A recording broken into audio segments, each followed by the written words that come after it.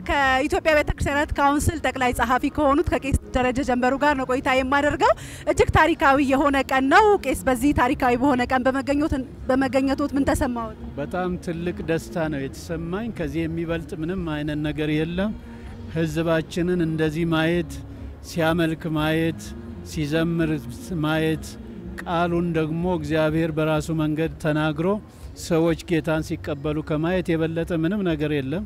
እጅግ ነው ደስ ያለኝ። መለኮታዊ ጉብኝት ለኢትዮጵያ በሚል መርህ ቃል ነው ፕሮግራም የተዘጋጀው። እንግዲህ ከዚህ ቀደም ቄስ ቢሊ ግርሃም በኢትዮጵያ ተገኝተው የእግዚአብሔርን ቃል ሰብከው ስለ ክርስቶስ ኢየሱስ ተናግረው ነበር። ልጃቸው ደግሞ አሁን ተገኝተዋልና እንደው ይህ ፕሮግራም ኢትዮጵያ ላይ ምን ታሪክ ይፈጥራል ብለው ያምናሉ? እንግዲህ እኛ ስናስብ አባትዮ ከ65 ዓመት በፊት እዚህ ኢትዮጵያ ውስጥ መጥተው በመንግስት ጥሪ በጃንሆይ ግርማዊ ቀዳማዊ ኃይለ ሥላሴ አገልግለዋል። አሁን ደግሞ ልጃቸው ከ65 ዓመት በኋላ በዚያው ቀን በዚያው ወር መጥተው ማገልገላቸው በራሱ እንዲሁ ግጥጥሞሽ አይመስለኝም። ስለዚህ እግዚአብሔር ሊሰራ የፈለገው ነገር አለ። ኢትዮጵያ እጆቿን ወደ እግዚአብሔር ትዘረጋለች ተብሎ ብዙ ጊዜ ስንጸልይ ስንማጸን ነበረ እና ጊዜው ደርሷል ብዬ አምናለሁኝና ያን ሁሉ ሳስብ የተለየ ስሜት ነው የሚፈጥርልኝ። ለኔ አንድ ነገር ጌታ ያደርጋል፣ ያነሳሳናል። አሁን ሁላችንም ነን እኮ የተሰበሰብነው። ይሄ የዚህ ቸርች ፕሮግራም የዚያ ቸርች የሚባል ሳይሆን ሁሉም የሚገኝበት ስለሆነ ይሄ በራሱ ትልቅ መልእክት አለው። ምናልባት ቄስ እንግዲህ የተለያዩ ሚዲያዎች ይህንን ፕሮግራም ከፖለቲካ ጋር ሲያገናኙት ከትራምፕ መመረጥ ጋርም ሲያገናኙት ነበርና ይህ ፕሮግራም በዝግጅት ላይ ምን ያህል ቆይቷል? እንዲሁም ደግሞ ከትራምፕ መመረጥ ጋር የሚያገናኘው ፖለቲካል ግንኙነት አለው ወይ? በጣም የሚገርመው በእርግጥ ጥቂት ሚዲያዎች ናቸው ይህን የሚሉት። እንግዲህ የራሳቸው የሆነ አጀንዳ አላማ ሊኖራቸው ይችላል። ይሄ ፕሮግራም ሲጀመር ከአመት በላይ ነው የወሰደው። በዛን ጊዜ ትራምፕ ይመረጥ ማን ይመረጥ የምርጫም ወሬም የለም ስንጀምረው እና ዋናው ነገር ሰውየው ወንጌል ብቻ የሚያስተምሩ ስለሆነ ያም ብቻም አይደለም ለኢትዮጵያ የተለየ ፍቅርና አክብሮት ስላላቸው ያንን ሊደርሺፑ የካውንስሉ ተነጋግሮ ጥሪ ያደረገው ካውንስሉ ነው። በዚያ መሰረት ሰዎቻቸውን ልከው ከኛ ጋር መስራት ከጀመርን አንድ ላይ ለዚህ ፕሮግራም ስኬት ስልጠናዎች ብዙ ስልጠናዎች እኮ ተደርገዋል። የምርጫ ወሬ አልነበረም በዛን ጊዜ። ያን ሁሉ እየሰራን ስንመጣ መንግስትም ማያቅም መንግስት እንዲያቅ ያደረግነው አሁን ፈቃድ ስለሚያስፈልገን እና ያን ፈቃድ ለማግኘት ኦፊሻሊ በደብዳቤ ስንጽፍ ነው ያወቁት። ይሄ እንግዲህ ሰው ልብን ማሳየት አይቻልም፣ እግዚአብሔር የሚያውቀው ነው። ካስፈለገ ከዚህ ከአመት በፊት ጀምሮ ያደረግናቸውን እውነትን ለማወቅ የሚፈልግ አካል ካለ ምልልሶች፣ ደብዳቤዎች፣ መጻጻፎች መጥቶ ማየት ይቻላል እና ፈጽሞ ውሸት በመዋሸት ፖለቲካ መስራት ይቻል እንደው አላውቅም፣ የፖለቲካ ሰው ስላልሆንኩኝ። ስለዚህ አይጠቅምም። መቃወም ያለ ነገር ነው። ማንም የፈለገውን ይቃወም። ነገር ግን እኛ ወንጌላውያን የፖለቲካ ሱስም አልነበረንም። በፖለቲካም ውስጥ ገብተን አናቅም። አሁንም አንገባም። አሁንም አልገባንም። አላማችን አንድ ነው። መለኮታዊ ተልእኮ አለን። እሱም ወንጌል ኢየሱስ ክርስቶስን መመስከር ነው። ስለዚህ ወደ ኋላ አንመለስም። ማንም ቢል የራሳቸው ምርጫ ነው። እውነቱ ግን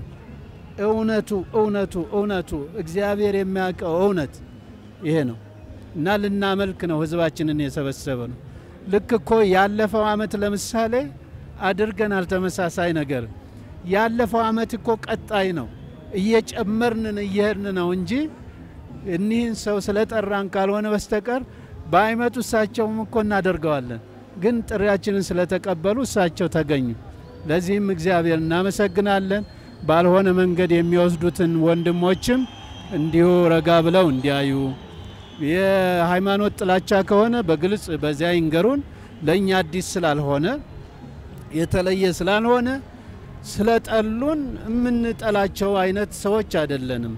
ሁሉንም እንወዳለን፣ ለሁሉንም እናፈቅራለን። ኢትዮጵያ የሁላችንም ሰላሟን እንፈልጋለን፣ እድገቷን እንፈልጋለን። ከዚያ ውጪ ሌላ ታሪክ አጀንዳ የለንምና ይሄን ከማለት በላይ መጨመር ያለብኝ አይመስለኝም። አመሰግናለሁ ስለነበረን ቆይታ። ቄስ እንደው በመጨረሻ እንደው ምናልባት ይሄንን ፕሮግራም የሚከታተሉ የዛሬ 60 ዓመት በኋላ ሊሆን ይችላል የቄስ ፍራንክሊን ልጅ ደግሞ ተተክቶ በሚያገለግልበት ወቅት ቢከታተሉ የሚያስተላልፉት መልእክት ምንድነው? ኢትዮጵያንም እንዲባርኩት እድል ስጦት። አዎ እንግዲህ እግዚአብሔር ምድራችንን ይባርክ። በእውነት በጣም ይቻገር በአባቶች ከዚህ በፊት በነበሩም አሁንም ባሉ እናቶች፣ ሴቶች፣ ወንዶች፣ ወጣቶች ጸሎት እስካሁን ድረስ እንደ ሀገር አለች። እኔ ጸሎት ነው ያቆማት ብዬ ነው ማምነው። ስለዚህ አሁንም ያ ይቀጥላል። እነዚህ ቀደም ብለው ያዩ በህይወት ያሉ ሰዎች የቢሊ ግራሃም ልጅ ደግሞ መጥተው ሲያገለግሉ የሚያዩ አባቶች በህይወት ያሉ ካሉ ምን ያህል ደስ እንደሚላቸው አላቅ። እኔ በእነሱ ቦታ ደስ ይለኛል፣ በጣም ሐሴት አደርጋለሁ። ወደፊትም ገና እንሰራለን። ሰው እንዲያውቅ የምንፈልገው ነገር ይሄን የምንሰራው ወንጌል ነው፣ ምንም ነገር የለውም። ከዚህ በፊትም ደግሞ ታሪካችን ይናገራል። ታሪክ አለን፣ አልተቀላቀልንም፣ አልተወሰርንም፣ ለማንም አናገለግልም። የናዝሬቱ ኢየሱስን እናገለግላለን እና ይሄንኑ ካልኩ ያይበቃኝ። እግዚአብሔር ይስጥልኝ። ጌታ ይባርኮት። ተመልካቾቻችን ፕሮግራማችን እንደቀጠለ ነው። አሁን ደግሞ ከአፖስትል ዘላለም ጋር እገኛለሁ። አፖስትል ዘላለም የቪዥነሪ አብያተ ክርስቲያናት ህብረት ዋና ፕሬዝዳንት ነው። አፖስትል እንኳን ደህና ቆየ። እንኳን ደህና ቆየሽ። እንግዲህ ዛሬ በድጋሚ የዛሬ አመት ነበር አብረን ቆይታ ያደረግነው። የዛሬ አመት በበዓል እንግዲህ ዛሬ በጣም ደስ የሚል መለኮታዊ ጉብኝት ለኢትዮጵያ በሚል መሪ ቃል ልዩ ፕሮግራም ተደርጓል ማለት ነው። እንደው የቢሊ ግራሃም ልጅ ፍራንሲስ ከዚህም በመምጣታቸው ምን አይነት ልዩ አንደምታ ያመጣል በሀገራችን ኢትዮጵያ? ያ ምንድነው ይሄ ፕሮግራም የመለኮት ጉብኝት የሚለው ቃል ራሱ ወንጌል የእግዚአብሔር የዙፋን ድምጽ ነው እንጂ ወንጌል ሃይማኖት አይደለም። እግዚአብሔር በዙፋኑ ላይ የተቀመጠው እነሆ ሁሉን አዲስ አደርጋለሁ ነው ያለው። አዲስ ለማድረግ ልጁ ኢየሱስን ልኮ በሞቱና በትንሳኤው ሁሉን አዲስ አድርጓል። በመስቀል ጠላቶቹን የሚሻሩትን ሁሉ ሽሮ በትንሳኤው አዲስ ፍጥረት ሰጥቶናል። ስለዚህ ወንጌል ሰዎችን አዲስ ያደርጋል። ይሄ የዙፋን አዋጅ የዙፋን ጥሪ ለፍጥረት ያለበት ድምጽ ነው። ከዚህ የተነሳ መለኮታዊ ጉብኝት እንላለን። አየሽ አንዳንድ ጊዜ በመንፈስ ዓለም ምን እየተከሰተ እንደሆነ አሁን አይታወቅም። እውነቱ ግን ምንድነው? ከዙፋኑ መብረቅ ድምጽ ነጎድጓድ ወጥቷል።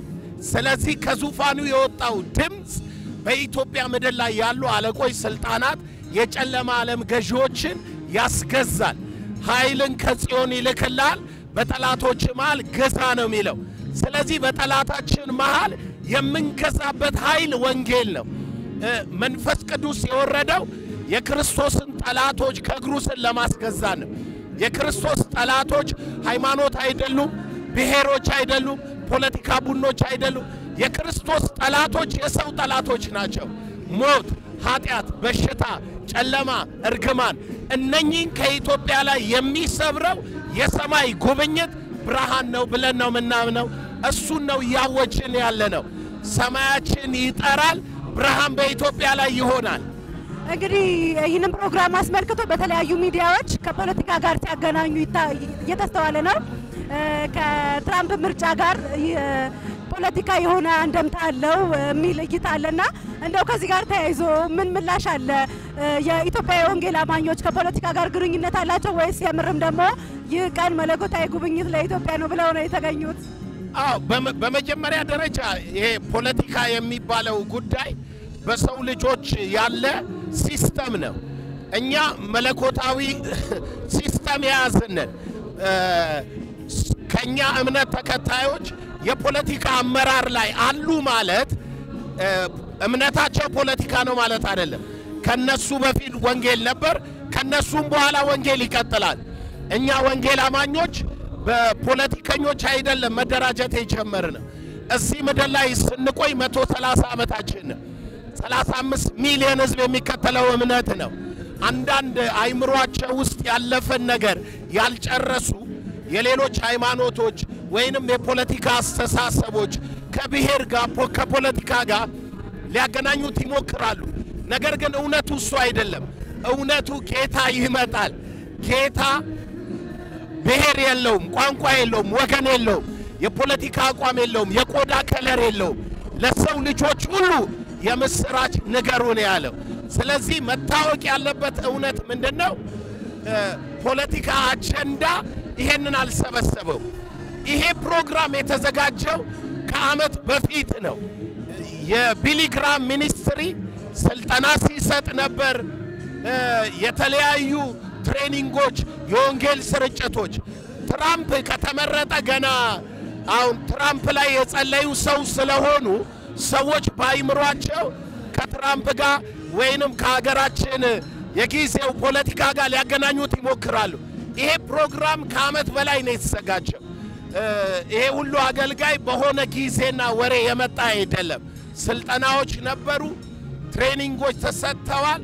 ስለዚህ እኛ የምናውቀው እውነት ይሄ የመለኮት ጉብኝት በዚህ ሚኒስትሪና በካውንስሉ የተዘጋጀው ለመንፈሳዊ ኢምፓክት ለሀገራችንም ክብርና ነጻነት ነው። መንፈሳዊ ኃይል ነው እንጂ ምድራዊ ኃይል ጋር የተገናኘ ምንም አይነት ሐሳብም አጀንዳም የለውም።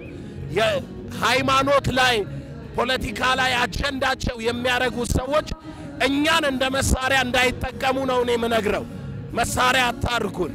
እኛ የሰማይ አጀንዳ ያያስን ለሕዝባችን ነጻነት፣ ሰላም፣ ብልጽግና፣ ክብር የምንሰራ የብርሃን መልእክተኞች ነን። የክርስቶስ ኢየሱስ ልጆች ነን። በዚህ እምነት እንደ ሃይማኖትም እውቅና ሰጥተውን እንዲንቀሳቀሱ እንፈልጋለን። ምንም አይነት ሃይማኖት ከኛ አይበልጥም። ምንም ሃይማኖት ከኛ አያንስም። ምንም አይነት ፖለቲካ አጀንዳ ከማንም ጋር የለንም። ይሄ ግልጥ መሆን አለበት። በጣም አመሰግናለሁ አፖስትል። በመጨረሻ ይህንን ፕሮግራም ለሚከታተሉ እንደ ሀገር እንግዲህ ከዚህ ቀደም የወንጌል አማኞች ብዙ ትችት የደረሰባቸው የወንጌል አማኝ ነን ብለን ለመናገር ድፍረት ያጣንበት የመቃብር ስፍራ የሌለበት ታሪክ አለ ወደ ኋላ ስንመለከትና በሀገራችን ኢትዮጵያ ወንጌል መስፋቱ ስለ ክርስቶስ ኢየሱስ በግልጽ መሰበኩ እንደገና እንግዲህ በሚሊዮን የሚቆጠር ሕዝብ እዚህ መገኘቱ ምን አይነት ስሜት ይፈጥራል? እንደ አገልጋይ የምታስተላልፈውስ መልእክት ምንድነው? አዎ ይሄ ዘመን መቀየሩን ማወቅ አለበት። ዘመን ተቀይሯል፣ ጊዜ ተቀይሯል፣ ነገሮች ተለውጠዋል። እኛም ዜጋ ነን፣ መብታችንን አውቀናል። በአዋጅ በሕግ በፓርላማ እውቅና ተሰጥቶናል። ይሄ ነገር ያልገባቸው የትናንት ሐሳብ ያላቸው መጤ ሃይማኖት፣ ትንሽ ሃይማኖት ምናምን የሚሉን ነገር ይኖራቸዋል። ግን እዛ ዘመን ላይ አይደለንም። ወንጌል አማኝ ሁሉ ማወቅ ያለበት እንደ አገር ዜጋ መብትና ግዴታ አለበት።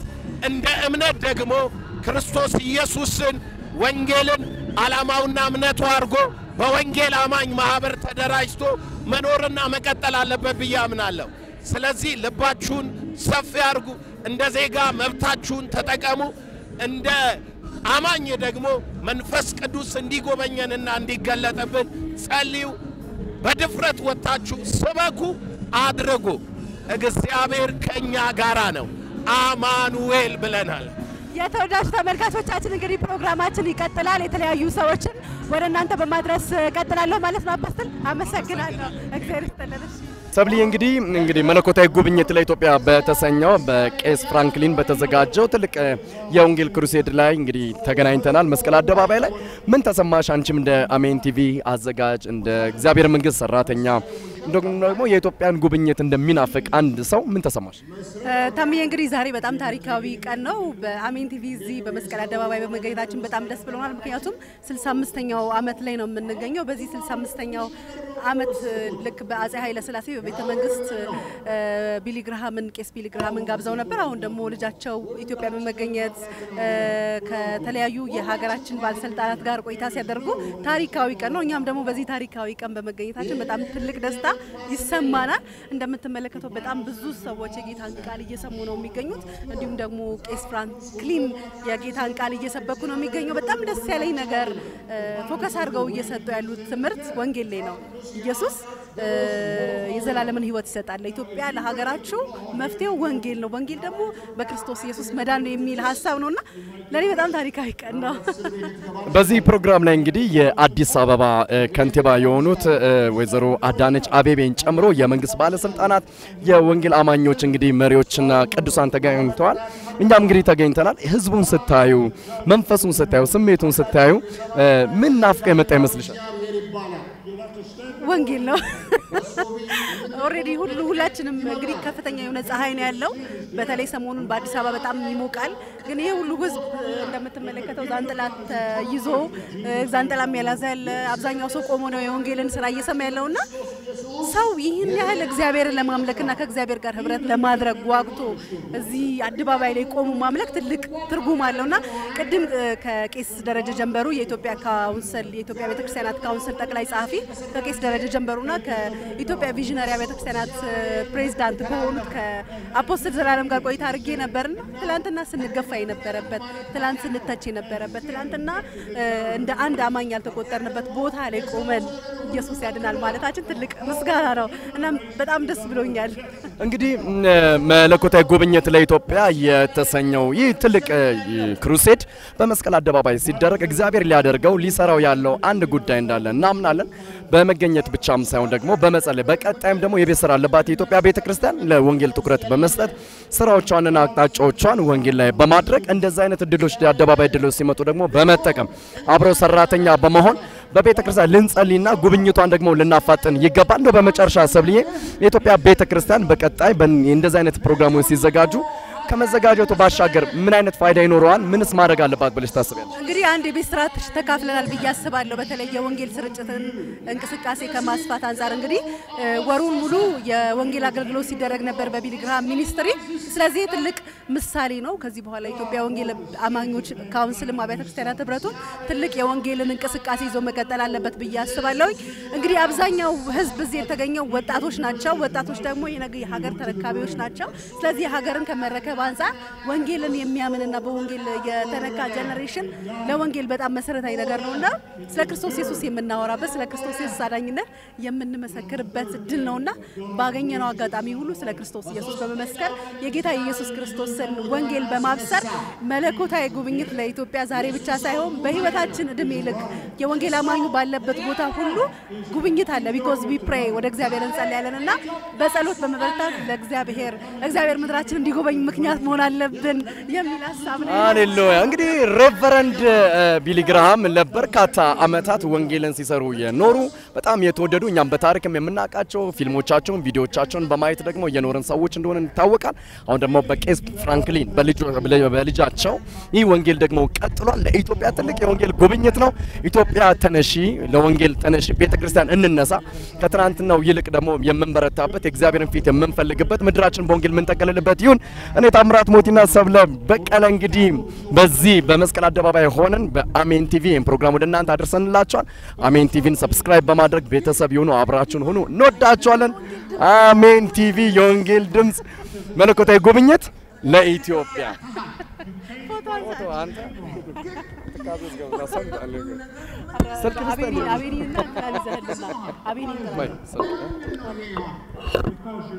ከቄስ ዮናስ ጋር እገኛለሁ ቄስ እንኳን ደህና አመሰግናለሁኝ ሰላም እግዚአብሔር ይመስገን እንግዲህ ዛሬ ታሪካዊ ቀን ነው ከ65 አመታት በኋላ የተደገመ ፕሮግራም ነውና እንደው ይሄንን ፕሮግራም ሲመለከቱት ምን አይነት ስሜት ተሰማው ተርሶ እንደ ቄስ እንግዲህ ትልቁ ነገር ለኔ የሚሰማኝ የክርስቶስ ወንጌል የዛሬ 65 አመትም ተሰበከ ዛሬም ተሰበከ ያ ወንጌል ነው እንደገና የተሰበከው ትልቅ ቁም ነገር እዚህ ውስጥ ምናየው ወንጌል አይሞትም አይሸነፍም ያሸንፋል ተግዳሮቶች ያጋጥሙታል እነዛን ተግዳሮቶች ሁሉ እያለፈ ይመጣና አሸንፎ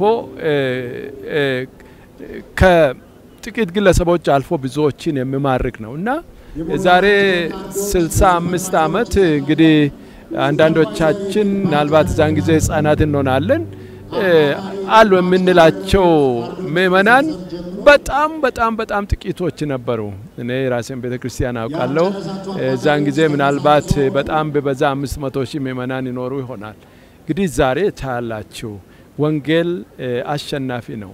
ሌላው የወንጌል መልእክት አንድ ነው ሁሉ ጊዜ። የዛሬ 65 ዓመት ቄስ ፍራንክሊን አባት ወንጌልን ሰበኩ። የድነትን ወንጌል ለሰው ልጆች ቀለል ባለ መልክ ብዙ ጌጥ ሳበዙበት ትርክት ነገር ሳይበዛበት ንጹህን ወንጌል ስለ ክርስቶስ የሆነውን ሰበኩ። ዛሬም እሱ ነው። ትላንትም የተሰበከ እሱ ነው። ዛሬም የተሰበከ እሱ ነው። ነገም እሱ ነው የሚሰበከው። ትልቅ ደስታ ነው ይሄ። ወንጌል አሸናፊ ነው። ያሸነፈ ይሄዳል፣ እየተሰበከ ይቀጥላል፣ እስከ ክርስቶስ ምጽአት ድረስ ይቀጥላል። በኢትዮጵያ ምድር ደግሞ ወንጌል መሰበክን አቆምም፣ ይሰበካል ሁሉ ጊዜ። ያልተሰበከበት ዘመን የለም። እንዳይሰበክ እንቅፋት የሆነበት ዘመን ነበረ፣ ክፉ ዘመን። ብዙዎች የታሰሩበት የሞቱበት መከራ ያዩበት ነበረ። ወንጌል ግን እያሸነፈ የብዙዎችን ልብ እያሸነፈ ነው ህዝቡን ወደ አደባባይ ያወጣና የእግዚአብሔርን ታላቅነትና ክብር አሳየ። ስለዚህ እጅግ በጣም ደስ ብሎኛል እኔ ከየትኛው ጊዜ በላይ። እና ትልቁ ነገር ደግሞ እኛ ያመን ሰዎች ልክ ነው ጌታን እናውቃለን። ለኛ የንስሐ ጊዜ ነው። ወንጌልን በአግባቡ ሳንሰብክ ቀርተን ሊሆን ይችላል። ወንጌልን ከሌላ ነገር ጋር ሸቃቅተን ሊሆን ይችላል። ተቀላቅሎብን ሊሆን ይችላል። ንስሐ ለመግባት እድል ሰጥቶናል ለሌሎቻችን። ሁለተኛ ዋናው ቁም ነገር ግን ክርስቶስ ኢየሱስን አዳኝ እንደሆነ አምነው ያልተቀበሉት እንዲቀበሉ ነው። ለምድራችን ፈውስ የሚሆነው ይሄ ነው። የጽድቅን ወንጌል ሰው እንዲሰማና እንዲጸድቅ ያለምንም ለሰው አይገባም። ይሄ እዚህ ጋር የሚደረገው ነገር ለማንም አይደለም። እግዚአብሔር በነጻ እንዲሁ በልጁ በኢየሱስ ክርስቶስ በኩል ድነትን ለሰው ልጆች ሰጠ። ያንን መልእክት ስለ ክርስቶስ የሆነውን መልእክት የመስቀሉን ኃይል የእግዚአብሔር ኃይል የሆነውን ወንጌል ለሰዎች እንዲደርስ ነው የምትጥረው ቤተክርስቲያንና አሁንም እችን ደቂቃ ሰዎች እንዳያሳልፉ ምቹ ጊዜ ነው ይሄ። ብዙዎቻችን በአንድ ወቅት አልገባ ብሎ እንዲሁ ሲሰበክ አንድ ቀን ግን መንፈስ ቅዱስ ነክቶን ሳናውቅ ወደ ጌታ መጣን። እሱን ቀን እናደንቀዋለን። ለብዙዎች ዛሬ ነው እችን እድል ተጠቅሜ በጣም የምታደንቁት ቀን ይሆንላችኋልና ለዚህ ጥሪ መለኮታዊ ጉብኝት ለኢትዮጵያ በተሰኘ ርዕስ በቄስ ፍራንክሊን እንግዲህ እኚህ ሰው ለበርካታ አመታት በአሜሪካ ምድር ላይ ትልቅ የእግዚአብሔርን ሐሳብ ሲሰሩ እንደቆዩ ይታወቃል። እንግዲህ የቄስ ቢሊ ግርሃም ልጅ ናቸው። እሳቸው ደግሞ ከ65 ዓመት በፊት ወደ ኢትዮጵያ መጥተው ማድረግ የሚገባቸውን የእግዚአብሔርን ሐሳብና አጀንዳ ማስተላለፋቸው ይታወሳል። ከ65 ዓመት በኋላ ደግሞ በዚህ በመስቀል አደባባይ በመገኘት ታላቅ የወንጌል ክሩሴድ አካሂደዋል ማለት ነው። በዚህ በሚካሄደው ክሩሴድ ላይ ከኢትዮጵያ ወንጌላውያን ካውንስል ቢሮ ጋር በመተባበር ነው የተዘጋጀው። ለሁለት ቀናት እየተደረገ በሚገኘው ከየካቲት 29 እስከ 30 ማለት ነው በኢትዮጵያ ውስጥ ያሉ ቤተ እምነቶች በጠቅላላ በመስቀል አደባባይ እንዲገኙ በማድረግ እንግዲህ የእግዚአብሔርን ሐሳብ ለኢትዮጵያ እንግዲህ ጉብኝቱን ሊያፈጥን በመሆኑና እንዲሁም ደግሞ በሚተላለፉት መልእክቶች አብረው ተሳታፊ እንዲሆኑ የጉብኝቱ ማዕከል እንዲሆኑ ጥሪ ቀርቧል። በዛም ጥሪ የተለያዩ የቤተ እምነት መሪዎች፣ አገልጋዮች፣ ቅዱሳን ከአዲስ አበባም ከተለያዩ አራቱ ማዕዘን ክልላትም የተገኙ እንዳሉ እንግዲህ ይታመናል። እንደምትመለከቱት እንግዲህ በመስቀል አደባባይ ከጫፍ እስከ ጫፍ ድረስ ቅዱሳኖች በርካቶች መምጣትና መገኘት ችለዋል። የሚሆነበት ምክንያት እንግዲህ እግዚአብሔር ሐሳብና ፕሮግራም ይተላለፍ ዘንድ ነው። ስለዚህ በዚህ ፕሮግራም ላይ እግዚአብሔር ደግሞ ሊያደርግ የተገባውን የጉብኝት ሰዓትና ጊዜ ሁላችን እንድንጠቀምበት የሰጠንን እድል ደግሞ እንድንጠቀምበት በዚህ አጋጣሚ እናሳስባለን።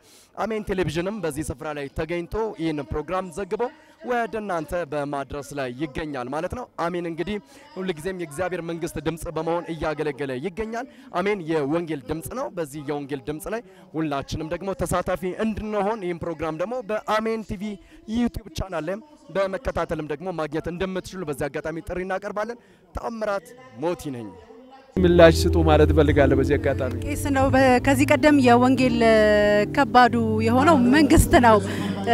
በደርግ ጊዜ በነበረው ስርዓት ወንጌል እንግዲህ በስፋት እንዳይሰራ ሰዎች እድሜያቸውንም ህይወታቸውንም አሳልፈው የሰጡበት ጊዜ ነበርና አሁን ባለንበት ዘመን ለወጣቱ ትውልድ ምንድነው ከባዱ ፈተና? ወንጌል እንዳይሰፋና የወንጌልን እውነት እንዳንገልጥ ከባዱ ነገር ምንድነው ብለው ያስባሉና ለወጣቱ ትውልድ ደግሞ ምን ያሳስባሉ? ወንጌልን ይዘው እንዲሄዱ የእግዚአብሔርን ቃል ትእዛዝ እንዲጠብቁ። አሁን ያለንበት ዘመን ያለንበት የፖለቲካ ሲስተም የሚሆን ማህበራዊ ሁኔታ ጸረ ወንጌል አይደለም። ለወንጌል መቼም ተግዳሮት አጣው። ነገር ግን ወንጌልን የሚገታ ለወንጌል እንቅፋት የሚሆን የለም። አሁን የውስጥ ነው። እኛ ራሳችን ቅድም እንዳልኩኝ አንደኛው ንጹህን ወንጌል ከመስበክ ይልቅ እንሸቃቅጠዋለን፣ እንቀላቅለዋለን። የሰው ፍላጎት የሰው መሻት በዛ ውስጥ ይገባል። ሰዎች ለክርስቶስ ዋጋ ከመክፈል ይልቅ ለወንጌል ዋጋ ከመክፈል ይልቅ እሱን ከማክበር ይልቅ ልቀው ለመታየት ከብረው ለመታየት ራሳቸውን በልዩ ልዩ ሁኔታ አጊጠውና አሳምረው የሚወጡበት ነው። ወንጌል ቀጥታ ንጹህ መሆኑ ቀርቶ ተረት ተረት ትርክት መሆን ጀመረ። ችግሩ እኛ ነን። አንድ እሱ ነው። ሁለተኛ ቤተክርስቲያን እያደገች በመጣች ቁጥር ከውስጧ የሚነሱ ለወንጌል የማይመቹ ኃይሎች ናቸው። እነዚህ ደግሞ ሰዎች ስላሉ ነው። ድሮ በብዙ ትህትና ሰው ወደ ወንጌልን ይከተላል፣ በብዙ ትህትና ያመልካል፣ በብዙ ትህትና ደግሞ ራሱን ዝቅ አድርጎ በቤተክርስቲያን ይኖራል፣ ይታዘዛል፣ አገልጋዮችን፣ ቄሶችን፣ ወንጌላውያንን ይሰማል። በዛሬው ዕለት ግን ሰው ፉክክር አድርጎታል። ወንጌልን የመታያ መንገድ አድርጎታል። ኃጢአትንም መሸሽ አቅቶናል። አሁን ትንሽ መለማመድ። ሌላኛው አላግባብ የሆኑ አላስፈላጊ ትምህርቶች አሉ። ሰው ኃጢአተኛ ነው፣ በደለኛ ነው። ማንም ነፃ የሆነ የለም። ነገር ግን ለኛ የሞተው ኢየሱስ ክርስቶስ በወንጌል በኩል የጸጋን አርነት ሰጥቶናል። በጸጋው አርነትን ሰጥቶናል። የክርስቶስ ሕግ የወንጌሉ ቃል ሕጉ አድርግ አታድርግ ብሎ ሲያዝ፣ ወንጌል ደግሞ አታድርግ የተባለውን ለተላለፈ የጸጋን ብስራት ያበስርለታል። ሰው ንስሐ እንዲገባ ንስሐ መግባትን በዛሬው ዘመን ሰው እንደ ቀላል ነገር ቆጥሮታል። ከኃጢአት ጋር ተዳብሎ መኖር ስላለ ብዙ የውስጥ ነገሮች ከዓለም ያልተለዩ ነገሮች እንዳው በጣም በብዙ መልኩ ዓለምን የሚመስሉ ነገሮች ስለምታዩ ነው። እነዛን ይሄ ድል ሰጥቶናል። ይሄ ኮንፈረንስ ለኛ ወደዛ እንድንመለስ ንጹህን ወንጌል እንድንሰብክ እናመሰግናለን። ቄስ ተመልካቾቻችን እንግዲህ በመስቀል አደባባይ ያደረገን ያለነው ቆይታ እንደቀጠለ ይገኛል ማለት ነው።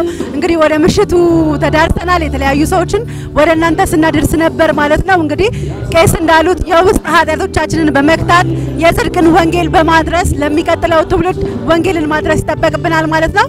መልካም ጊዜ፣ መልካም ቆይታ። ቄስ አመሰግናለሁ። ዘማሪ ጳውሎስ ታጠገቤ ይገኛል። እንኳን ደህና ቆያችሁ። እንኳን ደህና ቆያችሁኝ። ጌታ የተመሰገነ ይሁን። እንግዲህ ዛሬ ከ65 ዓመት በኋላ ለመጀመሪያ ጊዜ ይህ ፕሮግራም እየተደረገ ይገኛልና እንደው እንደ ዘማሪ እንደ ወጣትም ምን አይነት ስሜት ጭሮብሃል? በመድራችን ላይ ያሉ አደባባዮች የጌታን የኢየሱስ ክርስቶስን ዝና አዳኝነት ማስተናገድ ከጀመሩ ጥቂት ዓመታት አልፈዋል።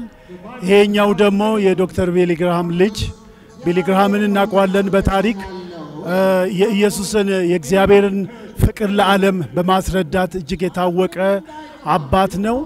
ልጃቸውም ይሄው ያንን ያልተለወጠ ያልተከለሰ መልእክት ለምድራችን ኢትዮጵያን እግዚአብሔር እንደሚወዳት በልጁ በክርስቶስ ኢየሱስ ምሕረት ሊያደርግላት እንደወደደ እና ሊታረቃት ህዝቦች ሁሉ ወደ ልጁ ወደ ኢየሱስ እንዲመጡ እንደዛ አይነት መልእክት ነው ያስተላልፈ ያለውና ይሄ ደግሞ ለኛ እጅግ በጣም ትልቅ በረከት ነው።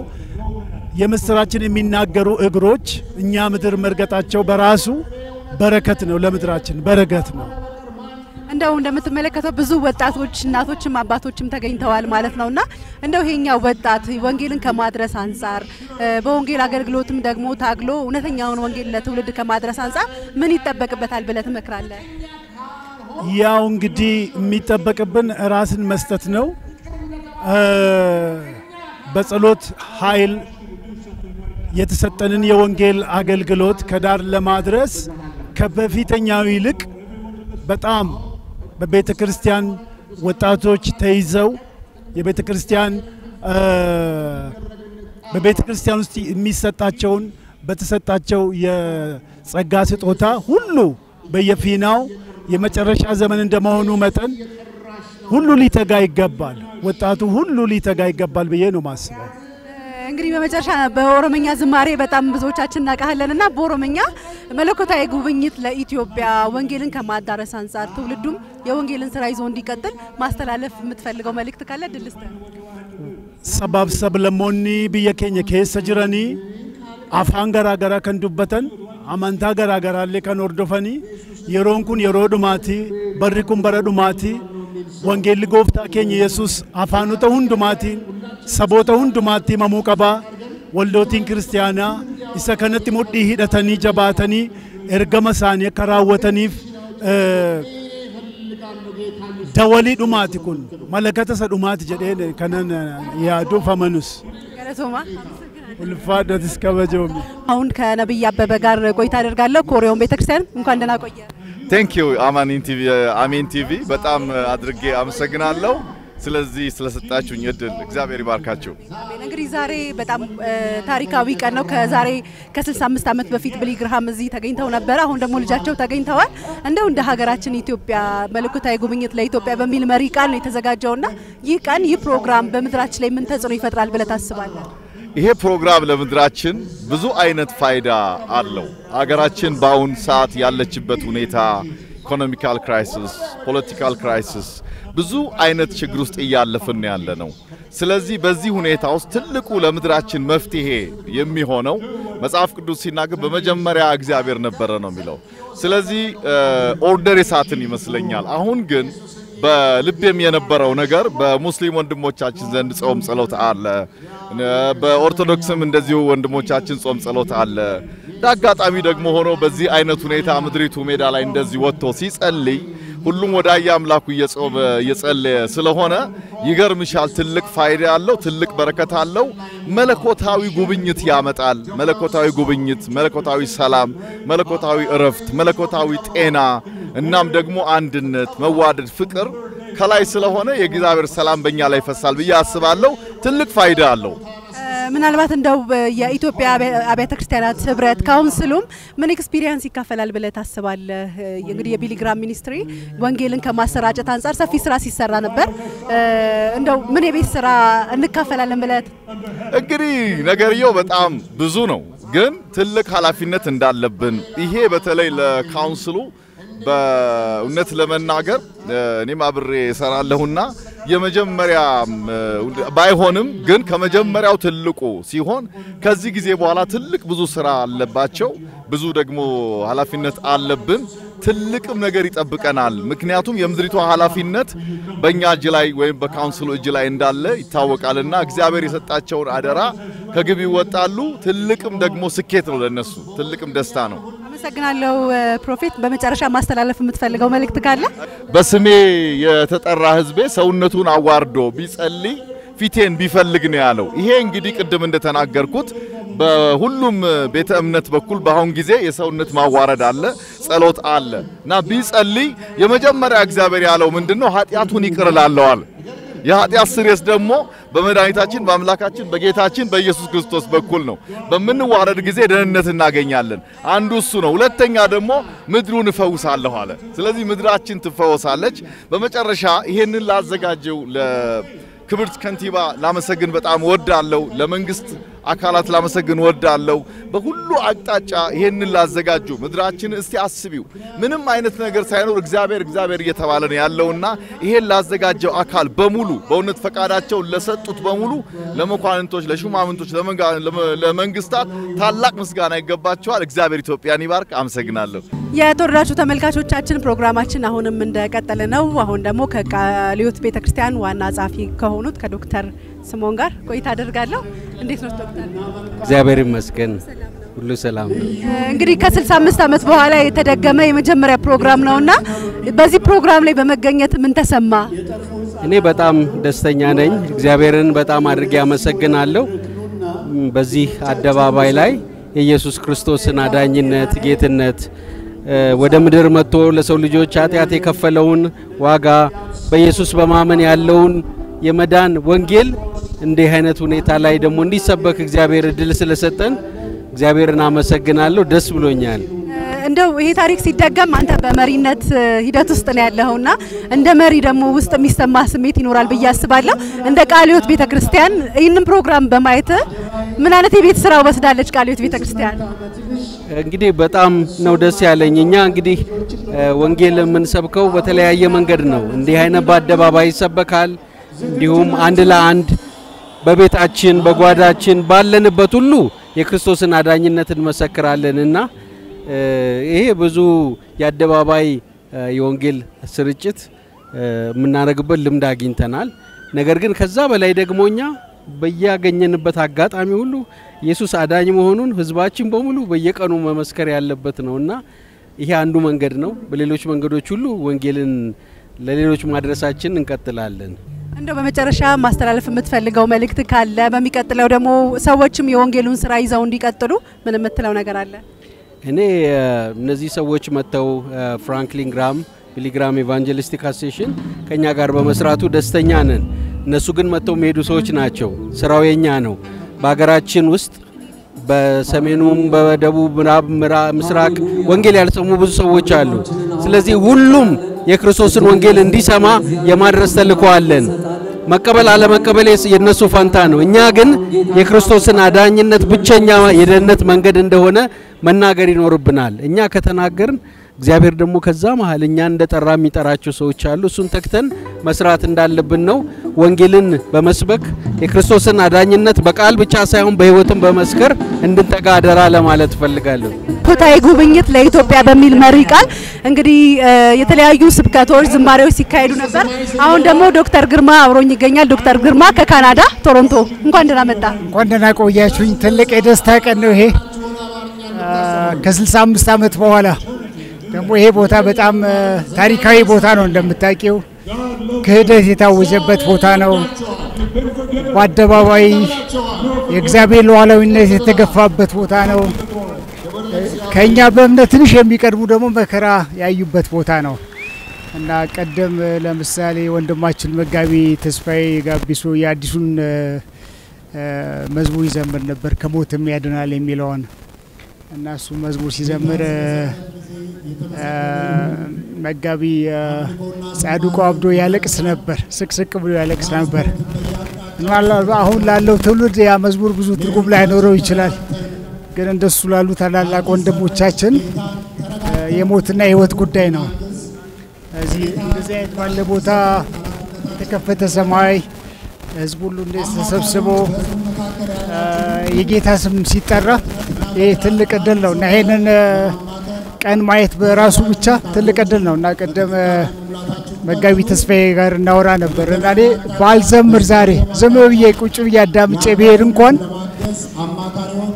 ትልቅ ቀን ነው ብሎ ነበርና ለኔም እንደዛ ነው ማስበው እና ወጣት ነበርኩኝ ብዙ ቦታ እዚህ ቆሜያለሁ ከዛች ቦታ ላይ ብዙ የጌታን ስም የሚያጎድፍ ንግግር ሰምቻለሁ ብዙ ማስፈራራት ሰምተናል በዚህ ቦታ ብዙ አመጽ ተነግሯል እና ያ ዘመን የሚያልፍ አይመስልም ነበር እና ያ ዘመን አልፎ በዚህ ሁኔታ ደግሞ ይሄን እድል ጌታ ስለሰጠን በጣም ነው ማመሰግነው። በጣም መልካም። እንግዲህ እርሶ ከኢትዮጵያ ውጪ እንደመምጣቶት መጠን የኢትዮጵያ የወንጌላውያን አማኞች በጋራ ሆነው በህብረት ሆነው እንዲያነት ኢቨንቶችን ሲያዘጋጁ ከዛ ባለፈ ደግሞ የወንጌልን አገልግሎት ወይም የወንጌልን ስራ ከማስፋት አንፃር ለእናንተ ምን የቤት ስራ ይሰጣቸዋል? ምን ስሜት ይፈጥራል በሩቅ ሆናችሁ ስትመለከቱ? ትልቅ የደስታ ቀን ነው እና ከዚህ ከቢሊ ግራሃም ኮንፈረንስ በፊት አርብ ዕለት ለ1200 መጋቢዎች ስልጠና አዘጋጅተን ነበረ እና የስልጠናው ርዕስ ቃሉን ስበክ የሚል ነበረ እና አንዱ ምጸልየውና ተስፋ ማድረገው ነገር ሁላችንም ወደ ቃሉነት እንድንመለስ ነው። ምክንያቱም ቤተክርስቲያን ከወንጌል የተለየ ህይወት የላትም። የእግዚአብሔር የተልእኮ ልብ ነው ወንጌል። እዚህ ዋናው ነገር ብናስብ አውቃለሁ ብዙ ችግሮች እንዳሉብን ብዙ የቤት ስራ አለብን፣ ግን እግዚአብሔር እየተናገረን ነው ብዬ ነው ማምነው። ጌታችን ኢየሱስ ክርስቶስ በዮሐንስ እጅ በተጠመቀበት ሰዓት ሰማያት ተከፍተው የምወደው ልጄ ይሄ ነው እርሱን ስሙት አለ። በኋላ በመለወጥ ተራራ ላይ ደግሞ በዛ ተራራ ላይ የምወደው ልጄ ይሄ ነው እርሱን ስሙት ብሏል። እንግዲህ አብ ዋና ያደረገውን የልጁን አጀንዳ ቤተክርስቲያን ዋንደኛ ማድረግ አለባት እና ብዙ የቤት ስራ አለን። በዚህ አንፃር ብዙ የሞራል ቀውስ ያለበት ዘመን ውስጥ ነው። ያስተምሮ ዝንፈት ያለበት ነው። በቤተክርስቲያን ውስጥ ብዙ ድንበር ዘለል አገር ውስጥ የበቀሉ መንፈሳዊ ልምዶች ገብተው የወንጌላችንን ቅቡልነትና ታማኝነት የጎዱበት ወቅት ላይ ያለ ነው። ግን እግዚአብሔር እንደገና እድል ሰጥቶናል። እንደገና በንስሐ የምንመለስበት ከዚህ በኋላ ወደ ኋላ ማንመለስበት ግን ወደፊት የምንሄድበት ሁላችንም ለቃሉ እውነት ከታዘዝን ሰላም አለ፣ በቤተክርስቲያን ሰላም አለ እና ለቤተክርስቲያን የሚያዋጣት ነገር ለቅዱስ ቃሉ የበላይነት መገዛት ብቻ ነው። በጣም ቴንኪዩ አመሰግናለሁ ዶክተር። በመጨረሻ ማስተላለፍ የምትፈልገው መልእክት ካለ ድልስት? ምናልባት ይሄንን መልእክት የሚያዳምጡ እና ጌታችን ኢየሱስ ክርስቶስ እንደ ግል መድኃኒታቸው ያልተቀበሉ ሰዎች የሚያዳምጡኝ ከሆነ ይሄ የሃይማኖት ጉዳይ አይደለም። ይሄ የፕሮቴስታንት ወይንም ደግሞ በተለምዶ የጴንጤ የሚባል አይደለም። ይሄ ወቅት የእግዚአብሔር ወቅት ነው። እግዚአብሔር እየተጣራ ነው። ምንም አጀንዳ የለንም ክርስቶስን ከመስበክ በስተቀር። እዚህም ከኛ ጋር ያሉት የኢንተርናሽናል ቲሙ ሌላ ምንም አጀንዳ የላቸውም።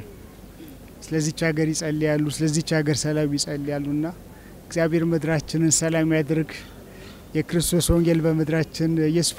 ቤተክርስቲያን ጤናማ ስትሆን ሀገራችንን በረከት ነው እና ወንጌል በየቦታው ይስፋ። ወንጌል ያሰሙ በጣም ብዙዎች አሉ። ኢትዮጵያ በአፍሪካ ውስጥ ትልቅ ቦታ አላት። በተለይም ከወንጌል ተልእኮ አንፃር እዚህ ከዩጋንዳ የመጡ ወንድሞች ነበሩ ከአፍሪካ ሀገራት እና ዛሬ ጧት ከነሱ ጋር ስብሰባ ነበረኝ። በእንባ ነው ይሄንን ቀን የምናስታውሰው አሉኝ እና እግዚአብሔር የኢትዮጵያን ቤተክርስቲያን እግዚአብሔር ያስቀመጣትን ቦታ እንድታስብ ከእግዚአብሔር ተልእኮ እቅድ አንፃር ያለችበትን መልካም ምድር እንድታስብ ይሄንን ነው የምመኘው።